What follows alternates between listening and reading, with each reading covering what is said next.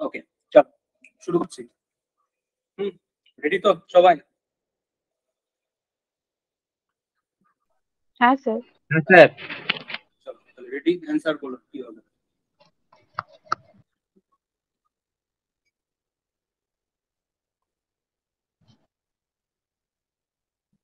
Option A. Option A. আচ্ছা, option A একটা উত্তর হলো অপশন এ।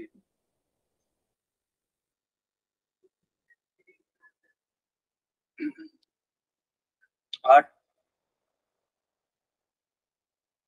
Option B. আচ্ছা ঠিক আছে, সিডি অব্দি আমি ওয়েট করলাম না, আমি এবার অ্যান্সারে চলে আসি। অফিস অফ প্রাইম মিনিস্টার, এটা হচ্ছে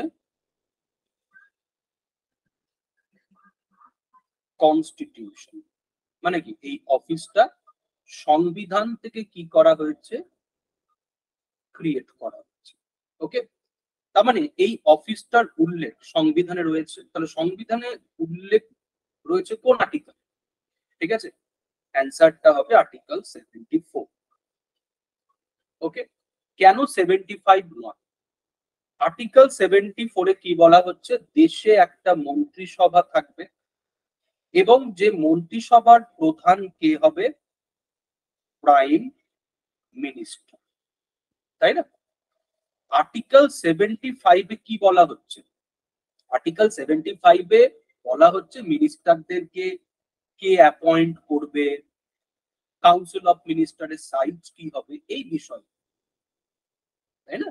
তাহলে দেশে একটা মন্ত্রিসভা থাকবে, মন্ত্রিসভার প্রধান হবে প্রধানমন্ত্রী, এটা আমরা যে আর্টিকেল থেকে জানতে পাচ্ছি, সেই আর্টিকেলটা হচ্ছে আর্টিকেল 74।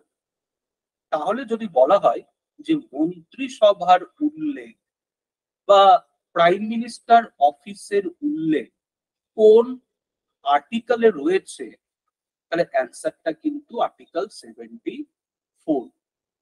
আর্টিকেল 75 হবে না, আর্টিকেল 75-এ প্রাইম মিনিস্টার অ্যাপয়েন্টমেন্ট, মিনিস্টারদের অ্যাপয়েন্টমেন্ট, মিনিস্টারদের স্যালারি কে ঠিক করবে, মিনিস্টারদের শপথ বাক্য কে পাঠ করাবে, এই বিভিন্ন বিষয় নিয়ে আলোচনা হচ্ছে। তাহলে যদি আমরা বলি আর্টিকেল 74, যেখান থেকে আমরা জানতে পারছি যে দেশে একটা মন্ত্রিসভা থাকবে, মন্ত্রিসভার উল্লেখ, প্রধানমন্ত্রী পদের উল্লেখ, আর্টিকেল 74। ঠিক আছে, ক্লিয়ার, আন্ডারস্ট্যান্ড? আর আর্টিকেল 78, এটাও একটা গুরুত্বপূর্ণ আর্টিকেল। আর্টিকেল 78-এ প্রাইম মিনিস্টারের ডিউটি বলা আছে, যে what is the duty of prime minister, এটা আমাদের সংবিধানের আর্টিকেল 78-এ বলা আছে। ওকে, তাহলে আর্টিকেল 75 যেখানে বলা রয়েছে অ্যাপয়েন্টমেন্ট অফ মিনিস্টার্স, তারপরে ওথ মিনিস্টারদের রেসপন্সিবিলিটি বলা রয়েছে, আর আর্টিকেল 78-এ বলা রয়েছে প্রাইম মিনিস্টারের ডিউটি। ঠিক আছে, ক্লিয়ার? চলে আসি পরবর্তী প্রশ্ন, কোশ্চেন নাম্বার 2।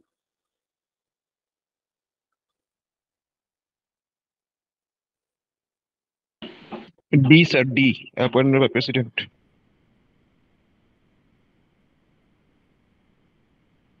আচ্ছা ডি, হ্যাঁ, আর আর কি হবে? D sir. হ্যাঁ, একদম, এখানে ডি স্যার। ডি। অনেকে আমরা ভাবি যে এখানে উত্তর হয়তো এ হতে পারে বা উত্তর বি হতে পারে। দেখো, prime minister is appointed. Article 75 যেখানে কি বলছে, প্রেসিডেন্ট প্রাইম মিনিস্টারকে কি করবে, অ্যাপয়েন্ট। ওকে, এবার তোমরা বলতে পারো যে স্যার প্রাইম মিনিস্টার তো ইলেক্টেড। হ্যাঁ, প্রাইম মিনিস্টার ইলেক্টেড, অবশ্যই প্রাইম মিনিস্টার যে ব্যক্তি হচ্ছেন সেই ব্যক্তি ইলেক্টেড, কিন্তু ভারতবর্ষে প্রাইম মিনিস্টার অফিসের কি নির্বাচন হয়? ভারতবর্ষে কি প্রাইম মিনিস্টার অফিসের নির্বাচন হয়? অ্যান্সার ইজ নো, হয় না। আজকে যদি মানে বেনারসের মানুষজন তারা যদি বলে যে তারা প্রাইম মিনিস্টার ইলেক্টেড করেছে, একদমই ভুল। আজকে বেনারসের মানুষজন তারা লোকসভার একজন প্রতিনিধিকে নির্বাচিত করেছে। তাহলে ভারতবর্ষে নির্বাচন হয় লোকসভা, ভারতবর্ষে প্রাইম মিনিস্টারের নির্বাচন হয়। এবার লোকসভাতে যে দলটা সংখ্যাগরিষ্ঠতা পাচ্ছে সেই দল যাকে লিডার হিসাবে চুজ করে প্রেসিডেন্ট তাকে হচ্ছে প্রাইম মিনিস্টার হিসাবে অ্যাপয়েন্ট। তাহলে এখানে প্রাইম মিনিস্টার কিন্তু ডিরেক্টলি ভারতবর্ষের জনগণের দ্বারা নির্বাচিত হয় না। আজকে কখনোই বলতে পারে না বেনারসের মানুষজন যে তারা প্রাইম মিনিস্টারকে তারা ইলেক্টেড করেছে। তারা লোকসভার একজন সাংসদ হিসাবে শ্রী নরেন্দ্র মোদীকে নির্বাচিত করেছেন এবং 2019 সালের লোকসভার নির্বাচনে লোকসভার সংখ্যাগরিষ্ঠ দল হিসাবে আত্মপ্রকাশ করে বিজেপি পলিটিক্যাল পার্টি এবং BJP political party Shri Narendra মোদীকে লিডার হিসাবে চুজ করার কারণে সেই সময়ের রাষ্ট্রপতি ওনাকে দেশের প্রধানমন্ত্রী হিসাবে নিয়োগ করে। তাহলে prime minister is appointed by the president. Clear? Understand? এখানে কিন্তু আমরা অনেকেই হচ্ছে elected by the Lok Sabha, elected by the majority party of Lok Sabha. এখানে যদি এরকমও থাকতো যে elected by the majority party of Lok Sabha, তাও কিন্তু ভুল হতো। Prime minister is appointed by the president. লোকসভাতে যে দলটা মেজরিটি পাচ্ছে সেই মেজরিটি পার্টি যাকে লিডার হিসেবে চুজ করছে প্রেসিডেন্ট তাকে প্রাইম মিনিস্টার হিসেবে অ্যাপয়েন্ট করছে। তাই এখানে যদি অপশনে থাকতো যে elected by the majority party of Lok Sabha, তাও কিন্তু অ্যান্সার ডি। ঠিক আছে, চলে আসি 3 নম্বর প্রশ্ন।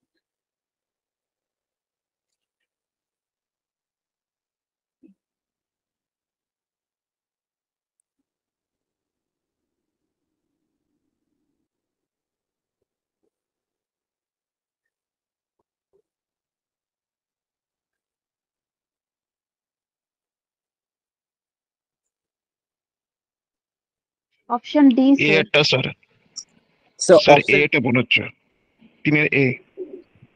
স্যার এ এ এ yes sir. দেখো এখানে কি বলেছে, is not correct about prime minister. প্রথমটা কি বলছে, প্রাইম মিনিস্টারের কার্যকাল 5 বছর। সেকেন্ড কি বলছে, prime minister cabinet meeting decide করবে। থার্ড বলছে প্রাইম মিনিস্টার যে কোনো সময় রিজাইন করতে পারে। ডি বলছে প্রাইম মিনিস্টার প্রেসিডেন্ট প্লেজারে কি করবে, অফিস করবে। ওকে, তো আমি নিচ থেকে উপরে উঠছি। আর্টিকেল 75 যেখানে বলা রয়েছে যে যারা মিনিস্টার, কেন্দ্রের যারা মন্ত্রী, তারা প্রেসিডেন্ট প্লেজারে কি করবে, অফিস হোল্ড করবে। আর এই যে মিনিস্টারের যে এক্সপ্রেশন, এই এক্সপ্রেশনের আন্ডারে প্রাইম মিনিস্টারও কিন্তু ইনক্লুড। মানে এটা খুব নয় যে প্রাইম মিনিস্টার প্রেসিডেন্ট প্লেজারে অফিস হোল্ড করেন, এরকম নয় যে প্রাইম মিনিস্টার প্রেসিডেন্ট প্লেজারে অফিস হোল্ড করেন, প্রাইম মিনিস্টারও প্রেসিডেন্ট প্লেজারে কি করেন, অফিস হোল্ড করেন। তাহলে এই যে আমাদের সংবিধান আর্টিকেল 75 এ বলা হচ্ছে minister hold office during the pleasure of president, এই মিনিস্টারের এক্সপ্রেশনে প্রাইম মিনিস্টারও কিন্তু ইনক্লুড। আর এই যে minister hold office during the pleasure of the president এর মানে কি, যে প্রেসিডেন্ট একজন মিনিস্টারকে যে কোনো সময় কি করতে পারবে, রিমুভ করতে পারবে।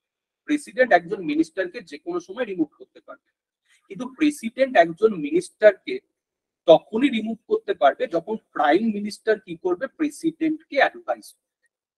এবার প্রশ্ন হচ্ছে, প্রেসিডেন্ট প্রাইম মিনিস্টারকে কি রিমুভ করতে পারে? প্রেসিডেন্ট প্রাইম মিনিস্টারকে কি রিমুভ করতে পারে? অ্যান্সারটা কিন্তু হবে ইয়েস, কিন্তু তার কি রয়েছে, কিছু শর্ত রয়েছে। সেই শর্ত কি? সেই শর্তটা হচ্ছে যে লোকসভার মেজরিটি সাপোর্ট যদি প্রাইম মিনিস্টারের সাথে থাকে, প্রেসিডেন্ট প্রাইম মিনিস্টারকে রিমুভ করতে পারবে না। আর লোকসভার মেজরিটি সাপোর্ট যদি প্রাইম মিনিস্টারের সাথে না থাকে, ঠিক আছে, মানে দেখা যাচ্ছে prime minister lose the confidence of the Lok Sabha, মানে প্রাইম মিনিস্টারের সাথে লোকসভার মেজরিটি সাপোর্ট নেই। তাহলে প্রাইম মিনিস্টারকে কি করতে হয়? রিজাইন করতে হয়। আর প্রাইম মিনিস্টার যদি রিজাইন না করে তাহলে প্রেসিডেন্ট সেই প্রাইম মিনিস্টারকে কি করতে পারবে? ডিসমিস করতে পারবে। তো এই হচ্ছে শর্ত। তাহলে সেই ক্ষেত্রে ডি এই স্টেটমেন্টটা কারেক্ট। প্রাইম মিনিস্টার যে কোনো সময় রিজাইন করতে পারে। আজকে দেখবে ভারতবর্ষের বহু প্রাইম মিনিস্টার রয়েছেন যারা রিজাইন করেছে। যদি আমরা বলি যে ভারতবর্ষের প্রথম প্রাইম মিনিস্টার যিনি রিজাইন করেছিলেন শ্রী মোরারজি দেশাই। ওকে, আচ্ছা, ক্যাবিনেট মিটিং, মন্ত্রিসভার যে মিটিং, সেই মিটিং প্রাইম মিনিস্টার ডিসাইড করবে, কারণ প্রাইম মিনিস্টার হচ্ছে মন্ত্রিসভার প্রধান। তাহলে বি সি ডি তিনটাই হচ্ছে কারেক্ট, এ হচ্ছে ইনকারেক্ট। কেন? কারণ একটু আগে আমি তোমাদেরকে বললাম যে প্রাইম মিনিস্টারের অফিস ডিপেন্ড করছে লোকসভার মেজরিটি সাপোর্টের। এই যে আজকে দিন পর্যন্ত দেশের প্রধানমন্ত্রী শ্রী নরেন্দ্র মোদী, কেন? তার কারণ হচ্ছে এটাই যে আজকে দিন পর্যন্ত লোকসভার মেজরিটি সাপোর্ট শ্রী নরেন্দ্র মোদীর সাথে আছে। কালকে যদি শ্রী নরেন্দ্র মোদীর সাথে লোকসভার মেজরিটি সাপোর্ট না থাকে তাহলে সাংবিধানিক ভাবে শ্রী নরেন্দ্র মোদী বাধ্য থাকবে প্রাইম মিনিস্টার পদ থেকে রিজাইন। এবং যদি আমরা দেখি ভারতবর্ষে এরকম অনেক প্রধানমন্ত্রী রয়েছেন যারা কিন্তু 5 বছরের জন্য কিন্তু প্রধানমন্ত্রী হিসেবে দায়িত্ব পালন করতে পেরেছিলেন না। যদি আমি নাম বলি, মোরারজি দেশাই, চৌধুরী চরণ সিং, বিশ্বনাথ প্রতাপ সিং, চন্দ্রশেখর, এইচ.ডি. দেবেগৌড়া, আই.কে. গুজরাল, অটল বিহারী বাজপেয়ী, এনারা কেউ 2 বছরের মাথায় রিজাইন করেছেন, কেউ 1 বছরের সময়কালে রিজাইন করেছেন, কেউ 13 দিন সরকার চালানোর পর রিজাইন করেছেন। তাহলে প্রাইম মিনিস্টারের কার্যকাল যদি 5 বছরই হতো তাহলে এনারা কি দোষ করেছে? কি দোষ করেছে মোরারজি দেশাই, কি দোষ করেছে চৌধুরী চরণ সিং, কি দোষ করেছিল ভিপি সিং যে তাদেরকে 5 বছর আগে রিজাইন করতে হয়েছে? কারণ প্রাইম মিনিস্টারের অফিস ডিপেন্ড করছে লোকসভার মেজরিটি সাপোর্টের। তাহলে লোকসভার মেজরিটি সাপোর্ট যদি প্রাইম মিনিস্টার 5 বছর ধরে রাখতে পারে তো তিনি 5 বছর প্রধানমন্ত্রী হিসেবে দায়িত্ব পালন করতে পারবেন। আর এই 5 বছরের মধ্যে যদি কোনো সময় লোকসভার মেজরিটি সাপোর্ট প্রাইম মিনিস্টারের উপর থেকে যদি সরে যায়, যদি না থাকে, তো প্রাইম মিনিস্টারকে রিজাইন। তো আমরা কখনোই বলতে পারি না যে প্রাইম মিনিস্টারের কার্যকাল 5 বছর। প্রাইম মিনিস্টারের কার্যকাল ডিপেন্ড করছে লোকসভার মেজরিটি সাপোর্ট। ঠিক আছে, চলে আসে 4 নম্বর। এই জায়গাগুলো কিন্তু খেয়াল রাখবে।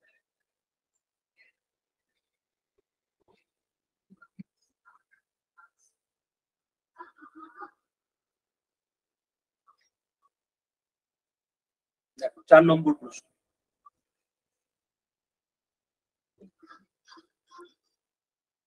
Sir, only one. Only one, sir. Only one. Only one. আচ্ছা, সবাই অনলি ওয়ান বলছো, আমি একবার দেখে নিই। দুটো স্টেটমেন্ট আছে এবং বলেছি কোনটা কারেক্ট। আচ্ছা, constitution provide a council of minister with prime minister at its head to aid and advise the president. হ্যাঁ, একদম। একটু আগেই তো এটা আমি আলোচনা করলাম, আর্টিকেল 74 এ তো এটাই বলা আছে। আচ্ছা, president first appoint council of minister and then prime minister. না, একদমই এই স্টেটমেন্টটা ঠিক নয়। অ্যাকচুয়ালি প্রেসিডেন্ট প্রথমে অ্যাপয়েন্ট করে প্রাইম মিনিস্টারকে। প্রাইম মিনিস্টারের অ্যাডভাইজে প্রেসিডেন্ট অন্যান্য মিনিস্টারদের কি করে থাকে? অ্যাপয়েন্ট করে থাকে। কারণ প্রাইম মিনিস্টার কি করছে? মন্ত্রিসভা হচ্ছে গঠন করছে। প্রাইম মিনিস্টার মন্ত্রিসভা গঠন করছে কারণ প্রেসিডেন্ট প্রথমে কি করে? প্রাইম মিনিস্টারকে অ্যাপয়েন্ট করে। প্রাইম মিনিস্টারের অ্যাডভাইজে প্রেসিডেন্ট কি করছে? অন্যান্য মন্ত্রীদেরকে অ্যাপয়েন্ট করছে। তাহলে এরকম নয় যে আগে মন্ত্রিসভা গঠন হচ্ছে তারপরে গিয়ে প্রাইম মিনিস্টার অ্যাপয়েন্ট হচ্ছে, না। প্রথমে প্রাইম মিনিস্টার অ্যাপয়েন্ট হচ্ছে, প্রাইম মিনিস্টার অ্যাপয়েন্ট হওয়ার পর প্রাইম মিনিস্টার কি করছে? প্রেসিডেন্টকে অন্যান্য মন্ত্রীদের নাম প্রস্তাব করছে এবং প্রাইম মিনিস্টার যে সমস্ত ব্যক্তিদের নাম প্রস্তাব করছে রাষ্ট্রপতিকে, রাষ্ট্রপতি তাদেরকে মন্ত্রী হিসাবে কি করছে? অ্যাপয়েন্ট করছে। ওকে, ক্লিয়ার? তাহলে এখানে সেকেন্ড স্টেটমেন্টটা রং, তাই এখানে অ্যান্সারটা হবে হচ্ছে অনলি ওয়ান। ঠিক আছে, ক্লিয়ার, আন্ডারস্ট্যান্ড? চলে আসি পরবর্তী প্রশ্ন, কোশ্চেন নাম্বার 5।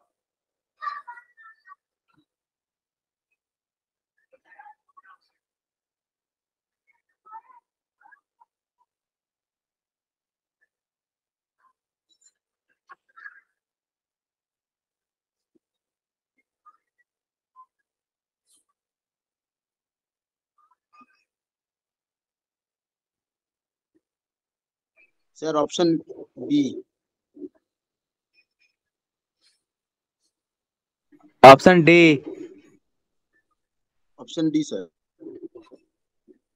অপশন ডি, তাহলে তোমরা দুজন বললে।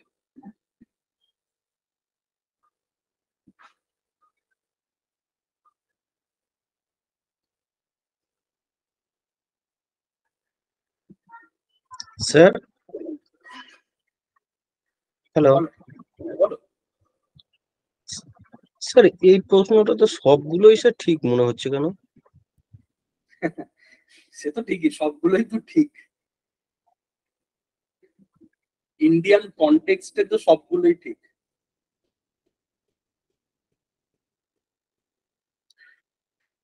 ইন্ডিয়ান কনটেক্সটে যদি তুমি দেখো, ইন্ডিয়ান পলিটিক্যাল কনটেক্সটে তো সবগুলোই ঠিক, নো ডাউট। কিন্তু এখানে প্রশ্নের মেন জায়গাটা হচ্ছে এই যে পার্লামেন্টারি সিস্টেম। ওকে, দেখো গভর্নমেন্টের বিভিন্ন বলতে পারো প্রকারভেদ হয়।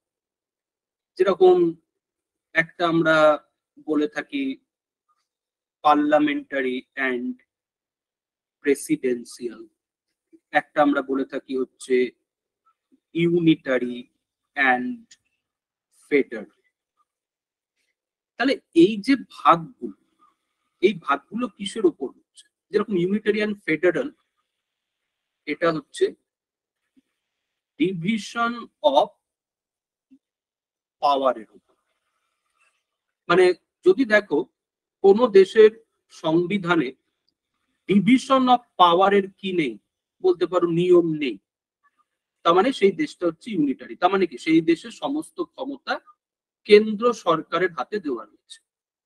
আর যদি দেখো কোন দেশের সংবিধানে ডিভিশন অফ পাওয়ারের কি রয়েছে, ফিচার্স রয়েছে, সেই নিয়ম রয়েছে, তার মানে সেই দেশটা হচ্ছে কি ফেডারেল। তার মানে কি সেই দেশে দুটো সরকার আছে এবং সেই দুটো সরকারের মধ্যে ক্ষমতা ভাগ করে দেওয়া হয়েছে। তাহলে এই যে ইউনিটারি অ্যান্ড ফেডারেল সরকারের এই যে দুটো ভাগ, এই দুটো ভাগ যে বিষয়ের উপর হচ্ছে দ্যাট ইজ ডিভিশন অফ পাওয়ার।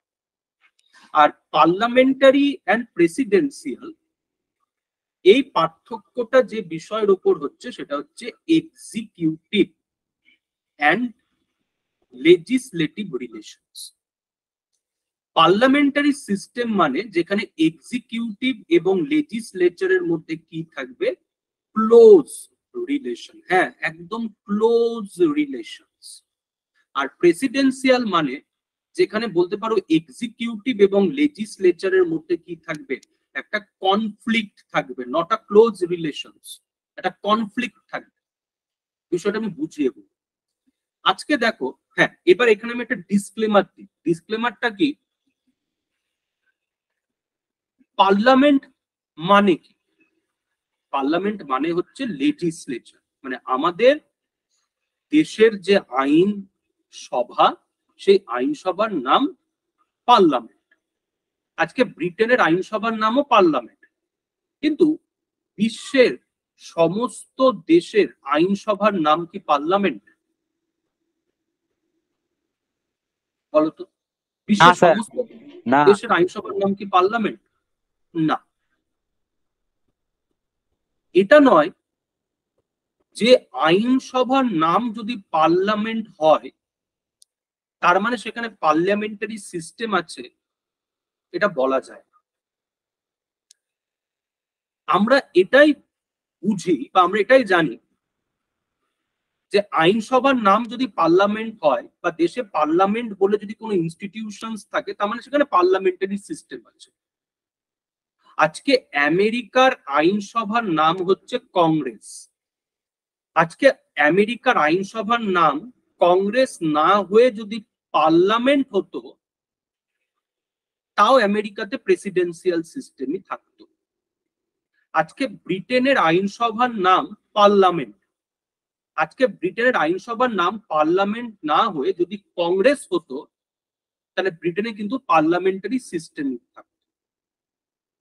তাই আইনসভার নাম কি তার উপর দেশের যে গভর্নমেন্ট, সেই গভর্নমেন্টের সিস্টেম আমরা কি করতে পারি না, আমরা রেকগনাইজ করতে পারি না। যেটা রেকগনাইজ করতে গেলে তোমাকে দেখতে হবে যে সেখানে এক্সিকিউটিভ এবং লেজিসলেচারের মধ্যে সম্পর্ক আছে কি নেই। যদি সম্পর্ক থাকে তার মানে সেখানে পার্লামেন্টারি সিস্টেম আছে, আর যদি সম্পর্ক না থাকে, যদি সেখানে কনফ্লিক্ট থাকে, তার মানে প্রেসিডেন্সি। এই কনফ্লিক্ট ব্যাপারটা কি, জাস্ট আমি একটা এক্সাম্পল দেব। ইউএসএ তে কংগ্রেস, কংগ্রেসের যে নির্বাচন, সেই নির্বাচনের পরিপ্রেক্ষিতে ইউএসএর প্রেসিডেন্ট অফিস কি ডিপেন্ড করে? একদমই না। ইউএসএর কংগ্রেসের নির্বাচন আলাদাভাবে হয়, প্রেসিডেন্ট নির্বাচন আলাদাভাবে হয়। ইউএসএর প্রেসিডেন্টের অফিস কার্যকাল হচ্ছে 4 বছর। আর এরকম নয় যে ইউএসএর প্রেসিডেন্ট কংগ্রেসের সাপোর্টের ওপর কি করে, অফিস হোল্ড করে, না। ওর জন্যই আজকে আমরা এই আগের প্রশ্নতে আমরা বলতে পারিনি যে ভারতবর্ষের প্রধানমন্ত্রীর কার্যকাল 5 বছর, কারণ প্রধানমন্ত্রীর অফিস ডিপেন্ড করছে লোকসভার মেজরিটি সাপোর্টের। আর লোকসভা মানে কি? লোকসভা মানে হচ্ছে আমাদের লেজিসলেচারের হচ্ছে কি পার্ট। কিন্তু আজকে আমেরিকাতে যদি দেখো, প্রেসিডেন্টের যে অফিস, প্রেসিডেন্টের এই 4 বছর কার্যকাল কংগ্রেসের সাপোর্টের ওপর কিন্তু ডিপেন্ড করে না। ইউএসএ তে কংগ্রেসের নির্বাচন এবং রাষ্ট্রপতির নির্বাচন আলাদা হয়। এরকম নয় যে কংগ্রেসের মেজরিটি সাপোর্টের ওপর ইউএসএ প্রেসিডেন্ট অফিস ডিপেন্ড করছে। আমেরিকাতে বাই পার্টি সিস্টেম আছে। আমেরিকাতে এটা স্বাভাবিক বিষয় যে হয়তো দেখা যাচ্ছে কংগ্রেসে মেজরিটি রয়েছে ডেমোক্রেটিকরা, আর হয়তো প্রেসিডেন্ট দেখা যাচ্ছে রিপাবলিকান পার্টি থেকে। কিন্তু আজকে আমরা ভারতবর্ষে এরকম চিত্র কি দেখতে পাবো যে লোকসভাতে যে পার্টিটা মেজরিটি সরকার, সেই পার্টির নেই? আজকে আমরা ভারতবর্ষে কি দেখি, লোকসভাতে যে দলটা সংখ্যাগরিষ্ঠতা পায় সেই দল হচ্ছে লোকসভাতে যে দল সংখ্যাগরিষ্ঠতা পায় সেই দল কি করে, সরকার গঠন করে। হ্যাঁ, ইউএসএ তে কি রয়েছে, বাই পার্টি সিস্টেম, দুটো দল, মানে রিপাবলিকান এবং ডেমোক্রেটিক। তো ইউএসএ তে এটা একটা স্বাভাবিক বিষয়, স্বাভাবিক চিত্র যে দেখা যাচ্ছে হয়তো কংগ্রেসের ডেমোক্রেটিকরা কি রয়েছে মেজরিটি, আর প্রেসিডেন্ট হয়তো রিপাবলিকান। এটা স্বাভাবিক বিষয়। কিন্তু ভারতবর্ষে এটা স্বাভাবিক নয়। আজকে ভারতবর্ষে এটা হতে পারে না যে দেখা যাচ্ছে লোকসভাতে মেজরিটি পার্টি কংগ্রেস আর সরকার রয়েছে বিজেপি, না। কারণ ভারতবর্ষের লোকসভাতে যে দল সংখ্যাগরিষ্ঠতা পাবে সেই দল হচ্ছে মন্ত্রিসভা গঠন করবে। তার মানে মন্ত্রিসভা মানে কি? মন্ত্রিসভা মানে হচ্ছে এক্সিকিউটিভ। হ্যাঁ, তাহলে মন্ত্রিসভা মানে কি? মন্ত্রিসভা মানে হচ্ছে এক্সিকিউটিভ, আর মন্ত্রিসভা লেজিসলেচারের কাছে রেসপন্সিবল থাকে। মানে কি, আজকে দেখবে আমাদের সংবিধান আর্টিকেল 75 যেখানে কি বলা রয়েছে, কাউন্সিল অফ মিনিস্টার লোকসভার কাছে কি থাকবে, কালেকটিভলি রেসপন্সিবল। তাহলে এই যে এক্সিকিউটিভ লেজিসলেচারের কাছে রেসপন্সিবল, এটাই হচ্ছে কি পার্লামেন্টারি সিস্টেমের বলতে পারো মূল ফিচার্স। এখানে মিনিস্টার প্রেসিডেন্টের দ্বারা অ্যাপয়েন্টেড হলো কি হলো না, এখানে ওই কালেকটিভ রেসপন্সিবিলিটির ব্যাপারটা, ওই যে minister sink and sell together, বা এখানে প্রেসিডেন্টের প্লেজারে মিনিস্টাররা অফিস হোল্ড করছে কি করছে না, এইগুলো বিষয় নয়। এইগুলো প্রাইমারি বিষয় নয় যে পার্লামেন্টারি সিস্টেম হিসাবে স্বীকৃতি দেওয়ার ক্ষেত্রে। প্রাইমারি যেটা বিষয়, মূল যেটা বিষয় পার্লামেন্টারি সিস্টেমের ক্ষেত্রে, এক্সিকিউটিভ লেজিসলেচারের কাছে রেসপন্সিবল কি রেসপন্সিবল নয়। তাহলে আজকে আমাদের দেশের মন্ত্রিসভা লোকসভার কাছে রেসপন্সিবল। কেন রেসপন্সিবল? সহজভাবে যদি বলি, যেহেতু লোকসভার মেজরিটি সাপোর্টের ওপর মন্ত্রিসভার স্থায়িত্ব নির্ভর করছে। আজকে আমেরিকার প্রেসিডেন্ট কংগ্রেসের কাছে রেসপন্সিবল নয়। কেন রেসপন্সিবল নয়? কেন রেসপন্সিবল থাকতে যাবে প্রেসিডেন্ট? কারণ প্রেসিডেন্টের অফিস তো কংগ্রেসের মেজরিটির ওপর ডিপেন্ডই করছে না। আজকে মন্ত্রিসভার স্থায়িত্ব, ভারতবর্ষে মন্ত্রিসভার স্থায়িত্ব লেজিসলেচারের মেজরিটি সাপোর্টের ওপর ডিপেন্ড করছে। তার জন্য আজকে মন্ত্রিসভা লোকসভার কাছে কি রেসপন্সিবল। তার জন্য আজকে ব্রিটেনের মন্ত্রিসভা হাউস অফ কমন্স এর কাছে রেসপন্সিবল। তাহলে যদি কোনো দেশে দেখো মন্ত্রিসভা আইনসভার কাছে রেসপন্সিবল, তার মানে সেই দেশে কি রয়েছে, পার্লামেন্টারি সিস্টেম, সেই দেশের আইনসভার নাম পার্লামেন্ট নাও। ক্লিয়ার, বোঝা গেল? তার জন্য এখানে উত্তরটা হবে D, that is the main feature of parliamentary system, that is the বলতে পারো fundamental feature of parliamentary system, executive responsibility to the legislature. Clear, understand, বোঝা গেল?